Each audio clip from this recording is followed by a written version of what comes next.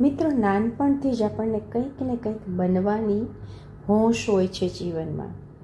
આજે મને કહેવાનું મન થાય છે, તમને કંઈક બનવું હોય ને તો શું બનવું, કંઈક તક મળે તો શું કરવું. આ એક અજ્ઞાતની વાત છે.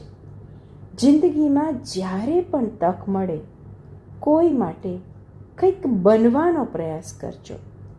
જ્યાં મૌન કબજો કરીને બેઠું હોય ને ત્યાં નાનકડી અમથી વાત બનજો. જ્યાં એકલતા ઘર કરી ગઈ હોય ત્યાં સાથ બનજો. જ્યાં ખાલીપો કોરી ખાતો હોય ત્યાં હાજરી બનજો. જ્યાં નિરાશારૂપી કાંટાઓનું સામ્રાજ્ય કોઈને તોડી રહ્યું હોય ત્યાં આશાઓનો લીલોછમ બગીચો બનજો. જ્યાં તરસી રહ્યું છે કોઈ એક શબ્દ માટે ત્યાં એક આખી કવિતા જ બની જજો. વીણાનું સંગીત બનજો એ કાન માટે જેને પાછું વળીને જોવાનું બંધ કરી દીધું છે.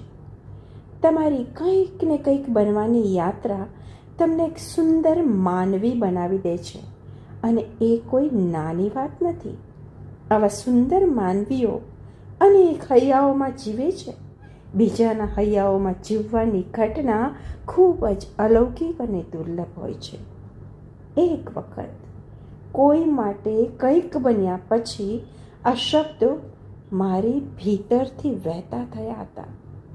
નોંધ એના હૃદયમાં એ પણ લેવાઈ હશે. નોંધ એના હૃદયમાં એ પણ લેવાઈ હશે.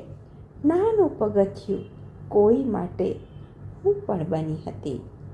નાનું પગથિયું કોઈ માટે હું પણ બની હતી. અજ્ઞાત અસ્તુ.